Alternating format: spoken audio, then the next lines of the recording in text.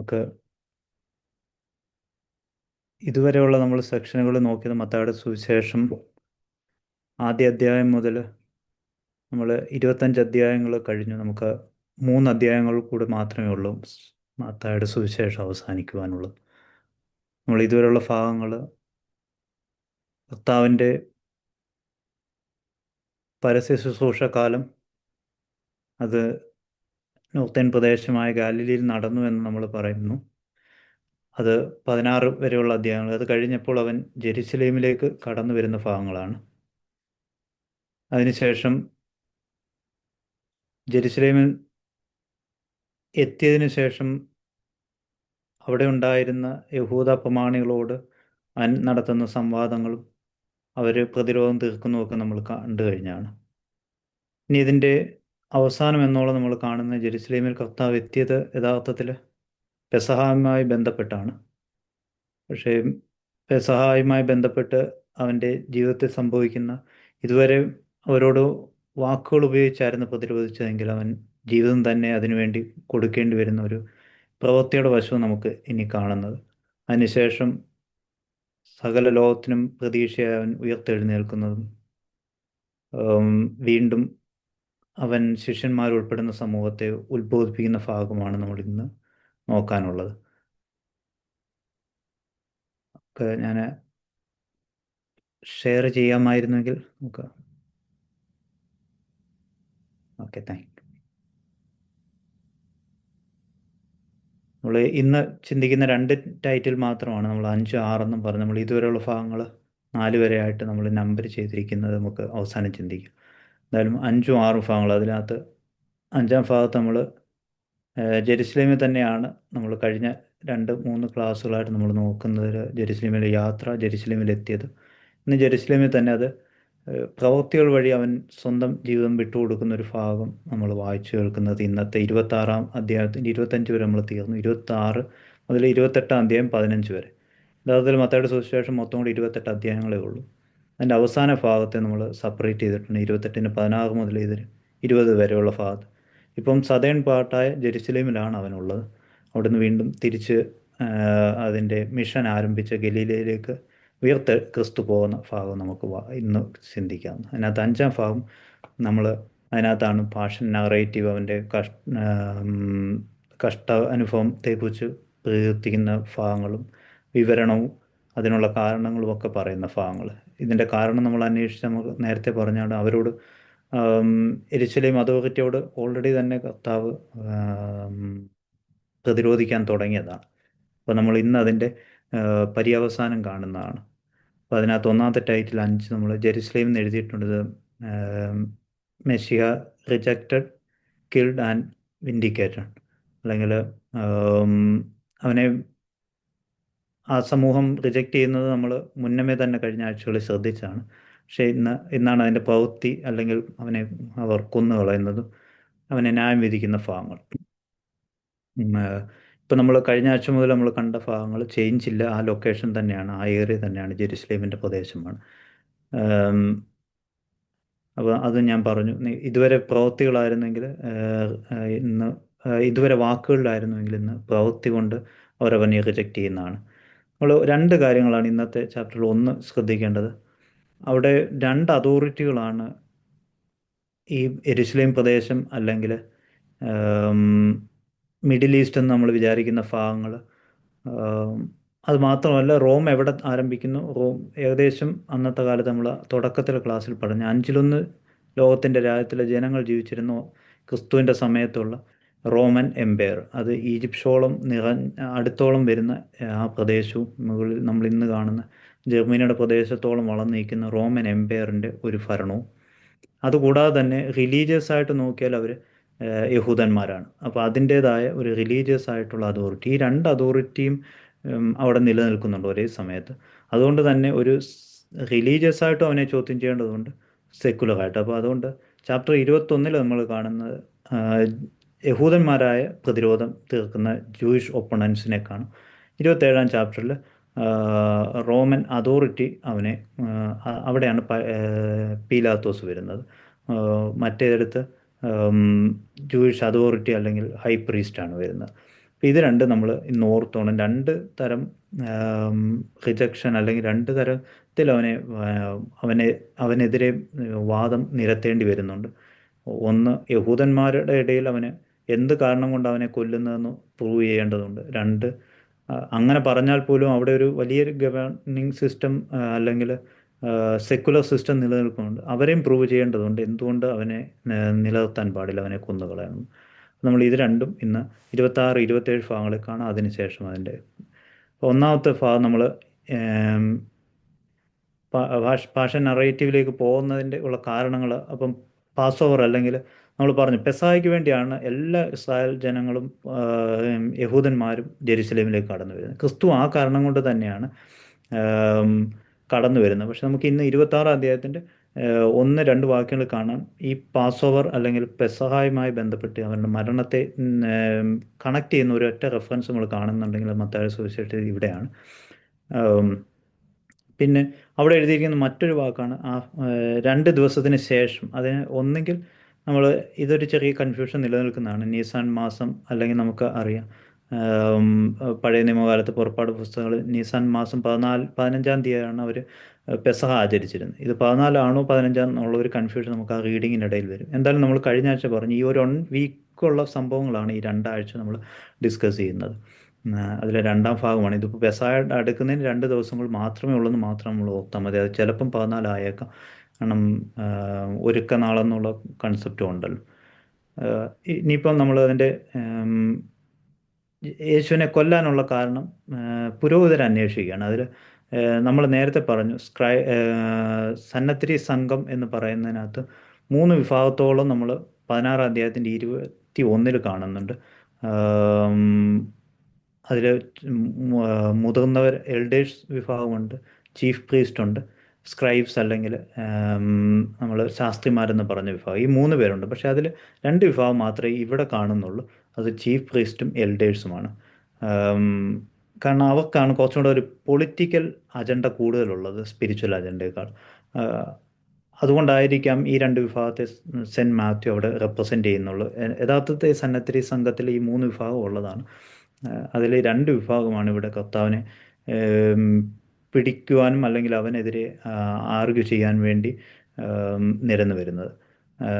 അവിടെ കാണുന്ന high priest അല്ലെങ്കിൽ നമ്മളിപ്പം പറഞ്ഞു 26 അധ്യായത്തിൽ ജൂയിഷ് അതോറിറ്റി, റിലീജിയസ് അതോറിറ്റി അവനെ ക്വസ്റ്റ്യൻ ചെയ്യുന്നുണ്ട്. കാരണം അവനെ കൊല്ലാൻ പിടിക്കാൻ ഉള്ള റീസൺ അവർ കണ്ടെത്തുകയാണ്. അപ്പം അതിൻ്റെ തലപ്പത്തിരിക്കുന്ന ആൾ ഹൈ പ്രീസ്റ്റാണ്. അല്ലെങ്കിൽ കയ്യാപ്പ നമ്മൾ പലവട്ടം കേട്ട് വാക്കാണ്. AD 18 മുതൽ 36 വരെ അദ്ദേഹം ഏകദേശം 18 വർഷക്കാലത്തോളം റോമൻ എംപയറിൻ്റെ സമയത്ത് ഇവരുടെ ഇടയിൽ റിലീജിയസ് ഹൈ പ്രീസ്റ്റായിട്ട് ഇരുന്നിട്ടുള്ള വ്യക്തിയാണ്. അപ്പോൾ നമുക്ക് ഇവിടെ വായിക്കുമ്പോഴൊക്കെ ഒന്നുകിൽ സിംഗുലർ ഫോമിൽ കൊടുത്തിട്ടുണ്ടെങ്കിൽ അത് ഈ പർട്ടിക്കുലർ വ്യക്തിയെ മെൻഷൻ ചെയ്യാൻ വേണ്ടി ഉപയോഗിക്കുന്നു, അല്ലെങ്കിൽ ചീഫ് പ്രീസ്റ്റ് അല്ലെങ്കിൽ എൽഡേഴ്സ് എന്നുള്ള വാക്കേ ഉപയോഗിക്കുകയുള്ളൂ, പ്ലൂറൽ ഫോമിലേ ഉപയോഗിക്കുകയുള്ളൂ. ഇവിടെ കയ്യാപ്പായെ പ്രതിനിധീകരിക്കുമ്പോഴൊക്കെ ഹൈ പ്രീസ്റ്റ് എന്നുള്ള ഒരു സിംഗുലർ ഫോമിൽ ഉപയോഗിക്കുന്നത് ഈ റിലീജിയസ് അതോറിറ്റിയുടെ മുമ്പിൽ അവനെ പ്രസൻറ്റ് ചെയ്യുമ്പോഴാണ്.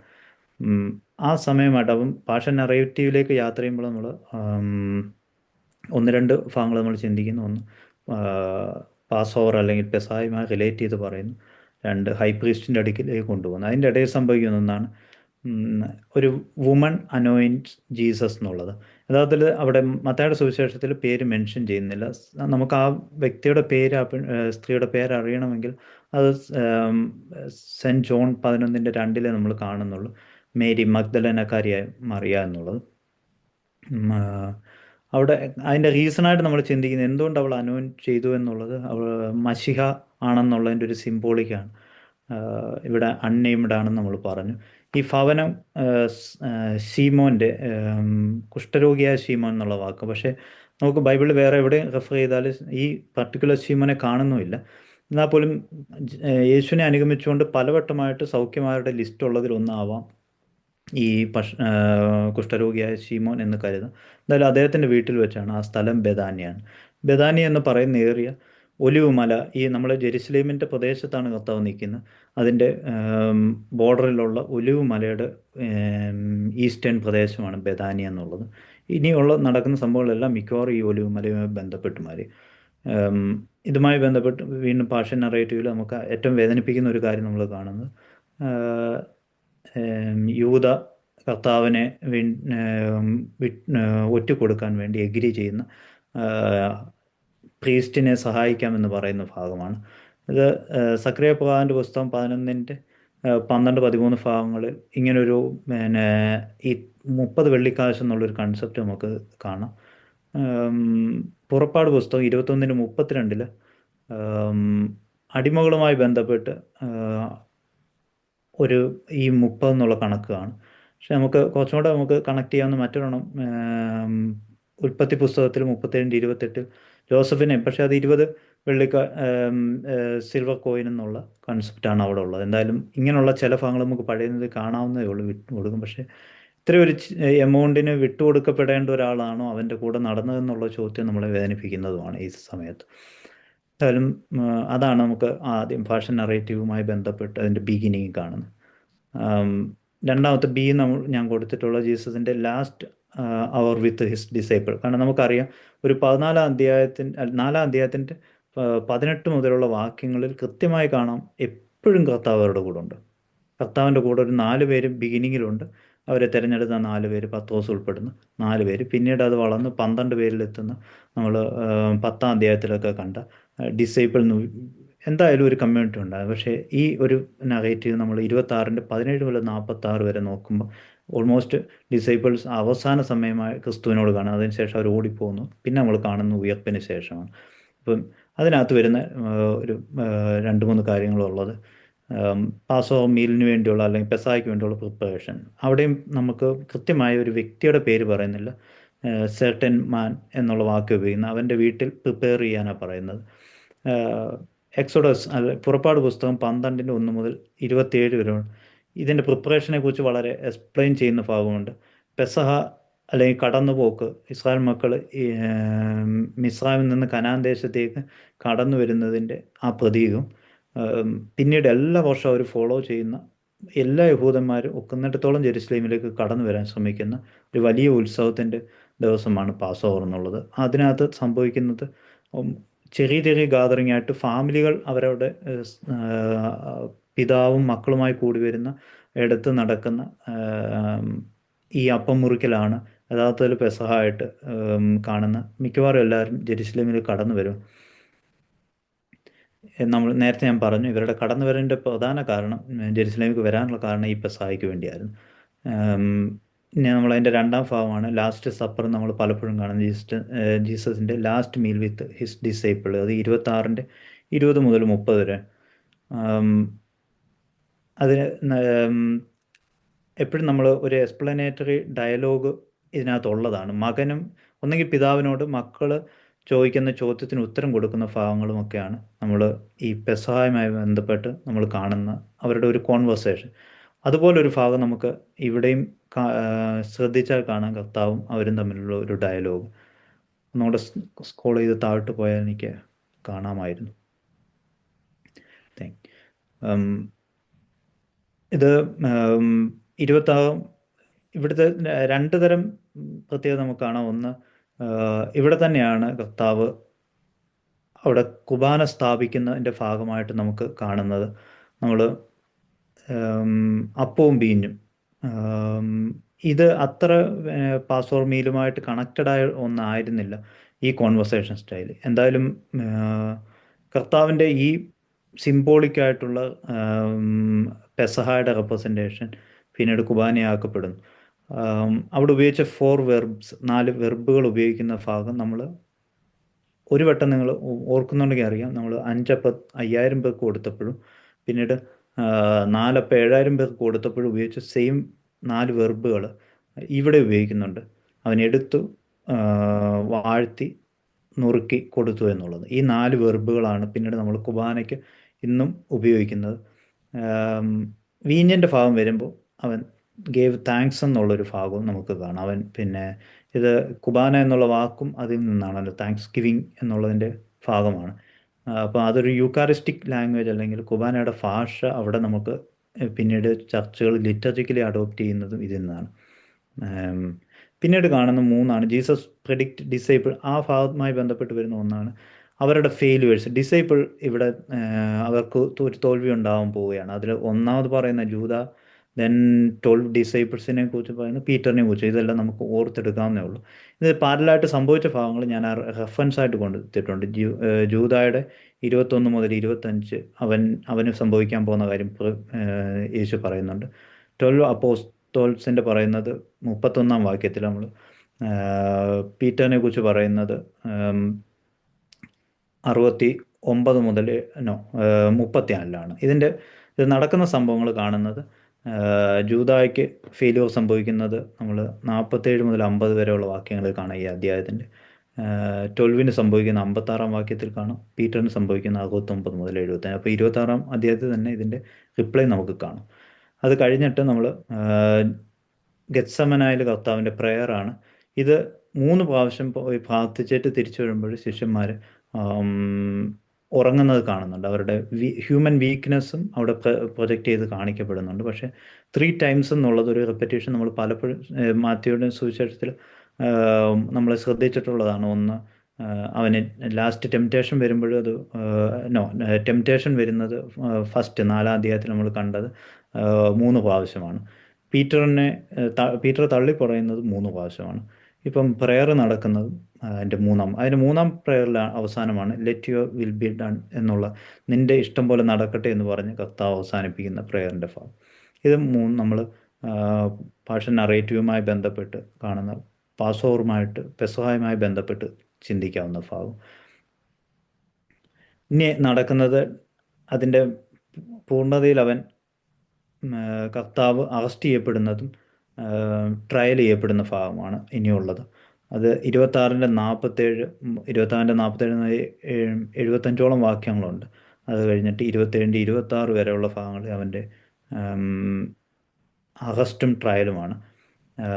നമുക്കറിയാം ഗെത്സമനായിൽ വെച്ചാണ് കർത്താവ് പിന്നെ ലാസ്റ്റ് പ്രെയർ നടത്തുന്ന, ആ 3 പ്രാവശ്യമുള്ള പ്രെയർ അവിടുന്ന് പോകുമ്പോഴാണ് ജൂത അവനെ ഒറ്റ കൊടുക്കുന്നത്. അപ്പം ഫസ്റ്റ് അവൻ ആരാല പിടിക്കപ്പെടുന്നതെന്ന് ചോദിച്ചാൽ ജെറുസലേം അതോറിറ്റി അല്ലെങ്കിൽ ജൂയിഷ് അതോറിറ്റിയാണ് അവനെ ആദ്യം ക്വസ്റ്റ്യൻ ചെയ്യാൻ കൊണ്ടുപോകുന്നത്. അപ്പോൾ സ്വാഭാവികമായിട്ട് അവർക്ക് കൊണ്ടുപോകേണ്ടത് അവരുടെ ഹൈ പ്രീസ്റ്റിൻ്റെ അടുത്ത്, കയ്യാഫാവിൻ്റെ അടുത്താണ്. അവിടെ എഴുതിയിട്ടുണ്ട് ഹിയറിംഗ് ബിഫോർ ദ സന്നദ്രീസ്. സന്നദ്രി എന്നുള്ളതിനകത്ത് 3 വിഭാഗം ഉള്ളതിൽ 2 എൽഡേഴ്സും ഹൈ പ്രീസ്റ്റ് വിഭാഗവുമാണ് അവനെ ചോദ്യം ചെയ്യുന്ന ആദ്യത്തെ. എന്നിട്ട് വേണം അവർക്ക് റോമക്കാരനായ പ്രിഫെക്റ്റിനെ ഏൽപ്പിച്ചോളും. കാരണം അവരുടെ ഇടയിൽ തെറ്റുകാരനായതുകൊണ്ട് മാത്രം അവർക്ക് ക്രൂശിക്കാൻ അല്ലെങ്കിൽ ക്യാപിറ്റൽ പണിഷ്മെൻറ്റ് കൊടുക്കാനുള്ള റൈറ്റ് ഇല്ല എന്നുള്ള കാരണം കൊണ്ടാണ് അവർക്ക്. പക്ഷേ അവർക്ക് കൃത്യമായൊരു കാരണം, സെക്കുലർ അതോറിറ്റിയെ അറിയിക്കാവുന്നൊരു കാരണം അവർ കണ്ട. അപ്പോൾ സ്പിരിച്വൽ അതോറിറ്റിയെ അവർക്ക് പ്രൂവ് ചെയ്യാവുന്നതേ ഉള്ളൂ അവൻ എന്തുകൊണ്ടാണ് അവനെ പിടിക്കുന്നതെന്നുള്ളത്.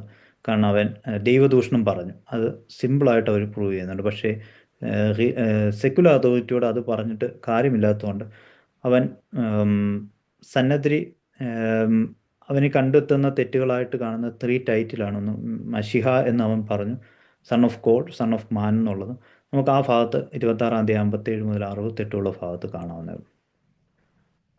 ഈ സമയത്ത് തന്നെ സംഭവിക്കുന്ന ഒരു ട്രയലും കൂടാണ് പീറ്ററിന്. ഇത് പത്രോസ് ഫെയിൽ ആവുന്നുണ്ട്, കർത്താവ് ഇത് മുഴുവൻ സക്സസ് ആവും. ഇതൊരു പാരലായിട്ട് സെൻറ്റ് മാത്യു കൊടുത്തിരിക്കുന്നത് ഹ്യൂമൻ വീക്ക്നെസ് ഒരു സൈഡിൽ അവന് ഉണ്ടെങ്കിൽ പോലും ക്രിസ്തു ദൈവികമായി അവൻ ദൈവികമായിട്ട് അവൻ വിജയിക്കേണ്ട ഒരു അവസ്ഥ കാണിക്കുന്നുണ്ട്. സെയിം സൈഡിൽ തന്നെ ഹ്യൂമൻ വീക്ക്നെസ് ഉള്ളവരും അവൻ്റെ കൂടെ ഉണ്ടായിരുന്നു. ഇനി കാണുന്നത് നമ്മൾ പറഞ്ഞു, ഒന്നാമത് യഹൂദന്മാരുടെ ഇടയിൽ ഒരു സന്നദ്ധരി സംഘം അവനെ വിസ്തരിക്കുന്നുണ്ട്. അതുകൊണ്ട് ഒരാൾക്ക് ക്യാപിറ്റൽ പണിഷ്മെൻറ്റ് കൊടുക്കാൻ പറ്റില്ല. അതുകൊണ്ട് റോമൻ പ്രിഫെക്റ്റിൻ്റെ, അന്നത്തെ കാലത്ത് റോമൻ പ്രിഫെക്റ്റ് ആയിരുന്നു പൈലറ്റ്. പൊന്തിയോസ് പീലാത്തോസിൻ്റെ കാലം, നമ്മൾ കയ്യഫായുടെ കാലം നമ്മൾ പറഞ്ഞായിരുന്നു, AD 18 മുതൽ 36 വരെ. പൊന്തിയോസ് പൈലറ്റിൻ്റെ കാലം AD 26 മുതൽ 36 വരെയാണ്. ആ പ്രദേശത്ത് അവനായിരുന്നു പെർഫെക്റ്റ് ആയിട്ടുണ്ട്. അപ്പം അവൻ്റെ മുമ്പിൽ പ്രൂവ് ചെയ്യാനുള്ള തെളിവും അവർ ഈ ആദ്യത്തെ ട്രയൽ കഴിയുമ്പോൾ അവർ തീരുമാനിക്കുന്നുണ്ട്.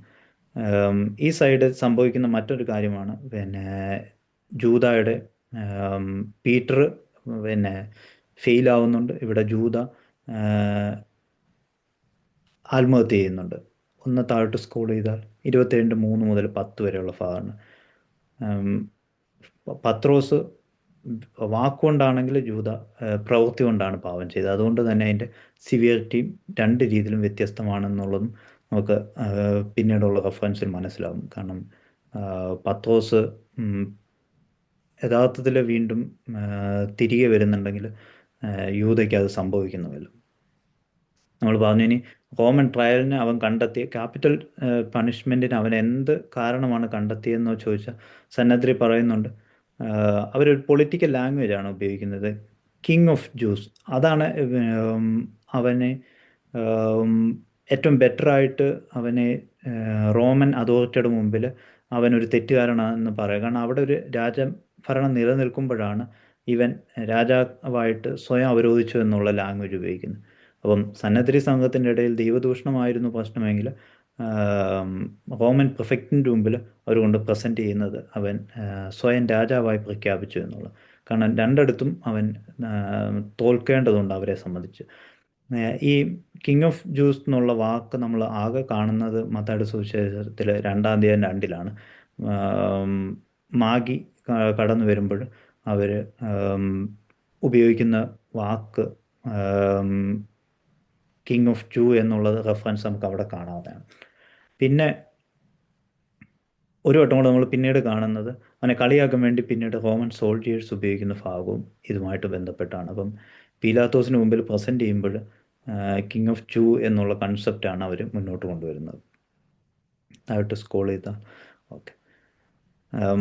ഇനിയുള്ളത് അവനെ അവൻ്റെ മരണവും കബറടക്കവുമാണ്. ഇവിടെ നമ്മൾ രണ്ട് രീതിയിലുള്ള പരിഹാസം അവന് ഏൽക്കേണ്ടി വരുന്നുണ്ട്. റോമൻ സോൾജിയേഴ്സിൻ്റെ അത് കഴിഞ്ഞിട്ട് ക്രൂസിഫിക്ഷൻ, അത് കഴിഞ്ഞിട്ട് വീണ്ടും യഹൂദന്മാരുള്ള പരിഹാസം. ഇത് രണ്ടും ഒരേപോലെ അതിൻ്റെ സിംബോളിക് റെപ്രസെൻറ്റേഷൻ ഇത്ര മാത്രമേ ഉള്ളൂ. അവൻ എല്ലാവരാലും തഴയപ്പെട്ടു. നമ്മൾ ഐശായുടെ പുസ്തകത്തിൽ 53-ാം അധ്യായത്തിൽ കാണുന്ന വീക്കായിട്ടുള്ള സെർവൻറ്റിൻ്റെ കൺസെപ്റ്റ് അക്ഷരാർത്ഥത്തിൽ പറയുന്നൊരു ഭാഗമാണ്.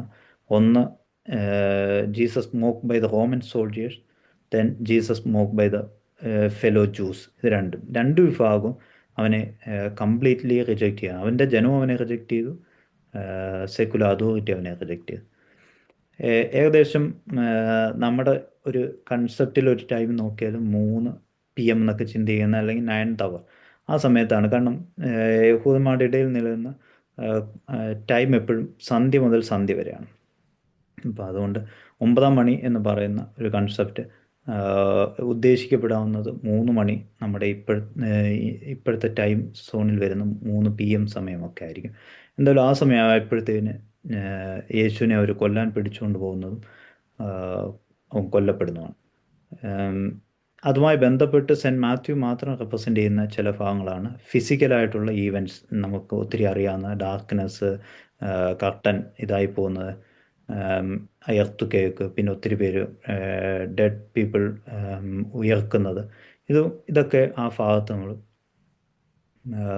സെൻറ്റ് മാത്യു ഫിസിക്കലായിട്ടുള്ള ചില ഈവൻസുകളും ഇൻക്ലൂഡ് ചെയ്യുന്നതും മത്തായിയുടെ സുവിശേഷത്തിൽ കൂടുതലായിട്ട് കാണും. നമുക്കിനി ഇതുവരെ നമ്മൾ ശ്രദ്ധിക്കാതിരുന്ന ഒരു ഭാഗമാണ് women who witness Jesus death and burial. ഇതുവരെ അവൻ്റെ കൂടെ നടന്നു എന്ന് നമുക്ക് മത്തായിയുടെ സുവിശേഷത്തിൽ പെട്ടെന്ന് വായിച്ചാൽ മനസ്സിലാവുന്നത് ശിഷ്യന്മാരും ഒരു സമൂഹമാണ്. പക്ഷേ യഥാർത്ഥത്തിൽ അവൻ്റെ അവസാന സമയവും അതിനുശേഷം ഉയർപ്പിൻ്റെ ആദ്യ സമയവും കാണപ്പെടുന്നത് അവനെ സാക്ഷികളാവുന്ന സ്ത്രീകൾ മാത്രമാണ്. കൃത്യമായ പേരുകൾ നമുക്ക് ചിന്തിക്കാമെങ്കിൽ അതിൽ മേരി മഗ്ദലനും മറ്റൊരു മറിയ എന്നുള്ള വാക്ക്, അത് ചിലപ്പോൾ യേശുവിൻ്റെ അമ്മ മറിയ എന്നുള്ള രീതിയിൽ മത്തായിയുടെ സുവിശേഷം കൃത്യമായി പറയുന്നില്ല എങ്കിൽ പോലും നമുക്ക് കരുതാവുന്നതേ ഉള്ളൂ. എന്തായാലും ഇവർ രണ്ടുപേരുടെയും പ്രസൻസ് അവിടെ പിന്നീട് അത് നമുക്ക് നോക്കിയാൽ അറിയാം 28-1 അവൻ്റെ ഉയർപ്പിൻ്റെ സമയത്തും ആം, 28-8 മുതൽ 10 വരെയുള്ള ഭാഗത്ത്, സോറി, 28 തുടക്കത്തിലും പിന്നീട് 10 മുതലുള്ള ഭാഗത്ത്, 8 മുതൽ 10 വരെ അവൻ്റെ ഉയർപ്പിൻ്റെ സമയത്തും അവരുടെ ആം, ഈ യേശുവിനെ ഇവരെപ്പോൾ ഫോളോ ചെയ്യുന്നു എന്നുള്ളത് അത്ര ക്ലിയർ അല്ലെന്ന് നേരത്തെ ഞാൻ പറഞ്ഞു. ആഹ് എന്നാൽ പോലും പല സമയത്തായിട്ട് നമ്മൾ മാതാവിനെ കണ്ടിട്ടുള്ളതാണ് ഇതിനകത്ത്. ആം, അപ്പം യഥാർത്ഥത്തിൽ കർത്താവ് ഈ ഭാവം വരുമ്പോൾ ആം, നമുക്ക് ഒരു ഐഡിയ കിട്ടുന്നുണ്ട്. ഇവിടെ ലിസ്റ്റ് ചെയ്യപ്പെടാത്ത ഒത്തിരിയും പേര് കർത്താവിനെ ഫോളോ ചെയ്തിരുന്നു. എന്തായാലും കർത്താവിൻ്റെ ഫോളോവർ എന്നുള്ള ഐഡിയ കർത്താവ് പറയുന്ന ശിഷ്യന്മാരുമായി ബന്ധപ്പെട്ടു നമ്മൾ ചിന്തിക്കുന്ന ആ 12 എന്നുള്ള നമ്പറിൽ നിന്ന് ഒരു വലിയ വിഭാഗം അവനെ പിന്തുടർന്നു. അതിൽ സ്ത്രീകളും ഉണ്ടായിരുന്നു, ഫോളോവേഴ്സ് അല്ലെങ്കിൽ ഡിസൈപ്പിൾസ് എന്നുള്ളൊരു കൺസെപ്റ്റ് നമുക്ക് തരുന്നത് ഇവിടെയാണ്. അത് കഴിഞ്ഞിട്ട് നമ്മൾ കാണുന്നതാണ് അവൻ്റെ ബറിയൽ ഓഫ് ജീസസ്. അവിടെ നമ്മൾ കാണുന്ന ഒരു വ്യക്തി സെൻറ്റ് മാത്യുവിലുള്ളത് ആം,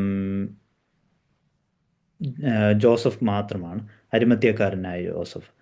ആം, പക്ഷേ നിക്കോദീമോസ് എന്നുള്ള വാക്ക് നമ്മൾ സെൻറ്റ് ജോണിൻ്റെ സുവിശേഷം എടുത്താൽ കാണാവുന്നതാണ്. എന്തായാലും ആ കാലത്ത് ജോസഫ് ഒരു റിച്ചായിട്ടുള്ള മനുഷ്യനാണ് എന്നുള്ളൊരു കൺസെപ്റ്റാണുള്ളത്. അതുകൊണ്ട് തന്നെ അവന് ജോലിക്കാർ കണ്ടേക്കാം എന്നുള്ളൊരു കൺസെപ്റ്റും നമുക്ക് അങ്ങനെ ചിന്തിക്കാം. എന്തായാലും ജൂയിഷുകാർ ഒരിക്കലും ഒരു ബോഡി അങ്ങനെ കുരിശിൽ കിടന്ന്, കാരണം യഹൂദന്മാർ റോമൻ ഭരണം ചെയ്തിരുന്നത് കുരിശിൽ കിടന്ന് ഒന്നുകിൽ അഴുകിപ്പോവുക അല്ലെങ്കിൽ പിന്നെ കഴുകന്മാർ കൊത്തി തിന്നുക, ഇങ്ങനെ എന്തെങ്കിലും ഒരു ഓപ്ഷനായിരുന്നു അവർ വിടുന്നതെങ്കിൽ. പക്ഷേ ഒരു ജൂയിഷ് അതോറിറ്റി അങ്ങനെ ചെയ്യില്ല. ഒന്നെങ്കിൽ അവനെ എവിടെയെങ്കിലും ഒരു ചാരിറ്റിയുടെ പേരിലെങ്കിലും കുഴിയും. പക്ഷേ ഇവിടെ നമുക്ക് കാണുന്നത് പ്രത്യേകം കുഴിച്ച ഒരു കല്ലറയിലേക്ക് കർത്താവിനെ കൊണ്ടുപോകാൻ ഒരാൾ കടന്നു വരുന്നു എന്നുള്ളത്. ഇതും ചിലപ്പോൾ നമ്മൾ നേരത്തെ പറഞ്ഞ പോലെ അറിയപ്പെടാത്ത ഫോളോവേഴ്സിൻ്റെ ഒരു വിഭാഗമാര്. അതിലൊന്ന് നമ്മൾ ജോസഫ് എന്ന് പറയുന്ന വ്യക്തി. ഇനി കാണുന്നത് കാവൽ നിർത്തി എന്നുള്ളതും, അതും സെൻറ്റ് മാത്യു വളരെ വ്യക്തമായിട്ട് പറയുന്നത്. കാരണം ഇവരുടെ ഒരു പ്രസൻസ് അവിടെ അതിൻ്റെ ഫൈനലി നമുക്ക് ഉയർപ്പുമായി ബന്ധപ്പെട്ട് യഹൂദന്മാർ കൊണ്ടുവരുന്ന പ്രൂഫ് ഇവർ വഴിയാണ്. അപ്പോൾ അതുകൊണ്ട് തന്നെ സെൻറ്റ് മാത്യുവിൻ്റെ സുവിശേഷം 27 അവസാന ഭാഗങ്ങളിൽ കാണാം കാവൽ നിർത്തിയിരിക്കുന്നത്. ഇനി നമ്മൾ കാണാനുള്ളത് ഉയർപ്പാണ് കർത്താവിൻ്റെ. അവിടെ സിമ്പിളായിട്ട് തരുന്നത് MT2 അല്ലെങ്കിൽ ഒഴിഞ്ഞ കല്ലറയാണ് കർത്താവിൻ്റെ ഉയർപ്പിൻ്റെ അടയാളമായിട്ട്. അപ്പം അവിടെ ആദ്യമായിട്ട് കാണുന്ന അവർ സ്ത്രീകളാണെന്ന് നമ്മൾ പറഞ്ഞു. ആദ്യമായിട്ട് കാണും ശിഷ്യന്മാർ, പക്ഷേ അവർ വഴിയുള്ള ഇൻഫർമേഷനിലാണ് അവർ ഗാലിലയിലേക്ക് പോകുന്നത്. കർത്താവിന് വെയിറ്റ് ചെയ്യുന്നതും ഗാലിലയിലാണ്. അപ്പം സ്വയമായിട്ട് നമുക്ക് ആദ്യമായിട്ട് കർത്താവിനെ അവൻ്റെ കല്ലറയിൽ ഇല്ല എന്ന് കാണുന്നത് മാലാഖമാർ, പ്ലൂറൽ ഫോമിലോ മാലാഖമാരോ ഉള്ള അവരുടെ നിർദ്ദേശപ്രകാരമാണ് ഗാലിലയിലേക്ക് അവർ പോകുന്നത്. എന്തായാലും കർത്താവിൻ്റെ MT2 വിറ്റ്നസ് ചെയ്തത്, സാക്ഷ്യപ്പെടുത്തുന്നു ഈ സ്ത്രീകളാണ്. അവിടെ ശിഷ്യന്മാരുടെ പ്രസൻസ് നമ്മൾ കാണാം. ഇതൊരു സൺഡേ ഏർലി മോർണിംഗ് ടൈം ആയിരിക്കാം ഇന്ന് നമ്മൾ ചിന്തിക്കുന്നൊരു ടൈം നോക്കിയാൽ. അതാണ് നമ്മൾ ഉയർപ്പ് വളരെ ഏർലി മോർണിംഗ് നടത്തുന്നതുമായി ബന്ധപ്പെട്ട്. എന്തായാലും MT2 അല്ലെങ്കിൽ ഒഴിഞ്ഞ കല്ലറയാണ് ഇതിൻ്റെ ഒഴിഞ്ഞ കല്ലറയാണ് കർത്താവിൻ്റെ ഉയർപ്പിൻ്റെ ഒരു സിമ്പിളായിട്ട് ആ സമയത്ത് നമ്മൾ കാണുന്ന എർത്ത് കേക്കും പിന്നെ ഏഞ്ചലിൻ്റെ പ്രസൻസും സ്ത്രീകൾ ജീസസിനെ മീറ്റ് ചെയ്യുന്നു. നമ്മൾ F എന്ന് എഴുതിയ last glimpse of Jerusalem the priest cover up, അതാണ് നമ്മൾ ഇനി ഒരെണ്ണം കാണുന്ന 28-11 മുതൽ 15 വരെയുള്ള ഭാഗങ്ങളെ കാണും. ഇപ്പോൾ അവിടെ ഒരു കാവൽ നിർത്തിയവരുണ്ട്. അവർക്ക് പണം കൊടുത്ത് ഇതിനെ കംപ്ലീറ്റ്ലി കർത്താവിനെ അവർ മോഷ്ടിച്ചുകൊണ്ട് പോയി അവൻ്റെ ശിഷ്യന്മാരെന്ന് പറയാൻ ശ്രമിക്കുകയാണ്. അപ്പം കാവൽ നിർത്തിയതിൻ്റെ ഉദ്ദേശവും അതിൻ്റെ ക്ലാരിറ്റിയും വരുന്നൊരു ഭാഗം നമുക്ക്, അതുകൊണ്ടായിരിക്കാം മാത്യു കാവൽ നിർത്തിയ ഭാഗം പ്രത്യേകം എടുത്തു പറയുന്നത്. എന്നാൽ മാത്രമേ ഇവിടെ പറയുമ്പോൾ നമുക്ക്, നമ്മൾ നേരത്തെ പറഞ്ഞു മാത്യു നറേറ്റീവിന് എപ്പോഴും ഒരു ക്ലാരിറ്റി ഉണ്ട്. അപ്പോൾ അതുകൊണ്ട് തന്നെ കാവൽ നിർത്തിയവരെ കൊണ്ട് തന്നെ യഹൂദന്മാർ പണം കൊടുത്തിട്ട് അവൻ മോഷ്ടിച്ച അത് ഇന്നും നിലനിൽക്കുന്നുണ്ടോ എന്നാണ് പറയുന്നത്. നമ്മൾ മറ്റ് ഡോക്യുമെൻ്റുകൾ പരിശോധിച്ച യഹൂദന്മാരുടെ ഇടയിൽ ഇന്നും നിലനിൽക്കുന്നുണ്ട്. അവർ അവനെ മോഷ്ടിച്ചു കൊണ്ടുപോയതാണ്. എന്തായാലും നമുക്ക് ഉയർത്ത് കഴിഞ്ഞ കർത്താവിൻ്റെ ഭാഗമാണ്. വീണ്ടും അവൻ ഗാലിലയിലേക്ക് പോകുന്നു. മെഷിയാനിക് മിഷൻ ഈസ് ലോഞ്ച്, അല്ലെങ്കിൽ മഷിയുടെ മിഷൻ അവൻ ആം, ആരംഭിക്കുന്ന ഭാഗമാണ്. കർത്താവിൻ്റെ ഹോം ടെറിട്ടറി ആയിട്ട് നമ്മൾ കണ്ട ഒരു ഭാഗം ഗാലലിയാണ്, അല്ലെങ്കിൽ നസ്രയൻ എന്ന് വിളിക്കപ്പെടും എന്നാണ്. അവിടേക്ക് അവൻ തിരിച്ചു പോകപ്പെടുകയാണ്. ഉം, അവിടെയാണ് കർത്താവ് അവസാനമായിട്ട് ശിഷ്യന്മാരുടെ മുമ്പിൽ വീണ്ടും അവനെ വെളിപ്പെടുത്തുകയും അവരോട് പറയുന്നത്, ലോകാവസാനത്തോളം നിങ്ങളോടുകൂടെ ഞാൻ ഉണ്ടായിരിക്കും എന്നുള്ളത്. അവരെ കമ്മീഷൻ ചെയ്യുന്ന, അല്ലെങ്കിൽ നമുക്കറിയാം, സാധാരണ സെക്കുലർ ഡിഗ്രി കഴിഞ്ഞ ഒരാൾക്ക് ഗ്രാജുവേഷൻ എന്ന് പറയുന്ന പ്രോഗ്രാം പോലെയാണ് അവിടെ നമുക്ക് ഫീൽ ചെയ്യുന്നത്. മത്തായിയുടെ സുവിശേഷ എൻഡിൽ അവരെ കമ്മീഷൻ ചെയ്യുകയാണ്. കെട്ടുവാനും അഴിക്കുവാനുള്ള അധികാരം പോലെ. ബാപ്റ്റിസവും അവിടെ പറയുന്നൊരു ഭാഗമാണ്. അത് തൃത്വനാമത്തിലുള്ള ബാപ്റ്റിസം. ഇത് ഇത്രയും ഭാഗമാണ് നമുക്ക് അതിൻ്റെ ഒന്നുകൂടെ ഒന്ന് താഴോട്ട് സ്ക്രോൾ ചെയ്താൽ എനിക്ക് കാണാവുന്നേ ഉള്ളൂ. ഓക്കെ, ഇത്രയും ഭാഗങ്ങളാണ് നമ്മൾ 28ൻ്റെ എൻഡ് വരെ കാണാനുള്ളത്. ഏറ്റവും അവസാനത്തേക്ക് അങ്ങ് പോകാം. നമ്മൾ ഇതുവരെയുള്ള ഭാഗങ്ങളെ ഓടിച്ചൊന്ന് നോക്കാൻ വേണ്ടിയാണ് നമ്മൾ 6ആയിട്ടാണ് നമ്മൾ സെൻറ്റ് മാത്യുവിൻ്റെ സുവിശേഷം മുഴുവനായിട്ട് നമ്മൾ ശ്രദ്ധിച്ചത്. അതിനകത്ത് നമ്മൾ 8 ക്ലാസ്സുകളായിട്ടാണ് കേട്ടെങ്കിൽ പോലും ഈ 6 ഭാഗങ്ങളാണ്. അല്ല, ഒന്നാമത്തെ ഭാഗം നമ്മൾ ഇതിനകത്ത് ഞാൻ എഴുതിയിട്ടില്ല. മുഴുവൻ ചാപ്റ്ററിന് ഒരു ഇൻട്രൊഡക്ഷൻ കൊടുത്തിരുന്നു. അത് കഴിഞ്ഞിട്ട് ഫസ്റ്റ് ചാപ്റ്ററിൻ്റെ 1 മുതൽ 4 അധ്യായത്തിൻ്റെ 11 വരെ യേശുവിനെ മഷിഹ എന്നുള്ള രീതിയിൽ മത്തായിയുടെ സുവിശേഷം ഇൻട്രൊഡ്യൂസ് ചെയ്യുന്നുണ്ട്. പിന്നെ 4ൻ്റെ 12 മുതൽ 16 അധ്യായം 20 വരെ ഗാലിലയിലാണ് കർത്താവിൻ്റെ മിഷൻ. ഓർത്തോണം, ബേദലഹീമിൽ ജനിച്ചവൻ ഈജിപ്തിലേക്ക് ഓടിപ്പോവുകയാണ്. ബേദലഹീം എന്ന് പറയുന്നത് ഈ ജൂത താഴെ തന്നെയാണ്, സദേൺ പ്രദേശമാണ്. അവിടുന്ന് അവൻ ഈജിപ്റ്റ് വളരെ താഴേക്ക് ഓടിപ്പോകുന്നു. ഈജിപ്തിൽ നിന്ന് അവൻ തിരികെ പോകുന്നത് ഗാലിലയിലാണ്, അല്ലെങ്കിൽ നസറേത്തിലേക്കാണ്. 4ൻ്റെ 11 ആകുമ്പോഴത്തേനും അവൻ ഗാലിലയിലാണ്. അവിടെ നിന്നാണ് 12 മുതൽ 16ൻ്റെ 20 വരെയുള്ള മിഷൻ നടന്നത് ഗാലിലയിൽ. പിന്നീട് 3ാമത്തെ പോയിൻ്റായിട്ട് നമ്മൾ ഗാലിലി ടു ജെറുസലേം, അവന് തിരിച്ച് ജെറുസലേമിലേക്ക് വരണം. അപ്പം ആ ഒരു യാത്ര വിവരിക്കുന്നതാണ് 3ാമത്തത്. 4 ജീസസ് ജെറുസലേമിലേക്ക് എത്താനുള്ള ഒരു കാരണം നമ്മൾ പറഞ്ഞു. പെസഹായിക്ക് എല്ലാവരും കൂടി വരും.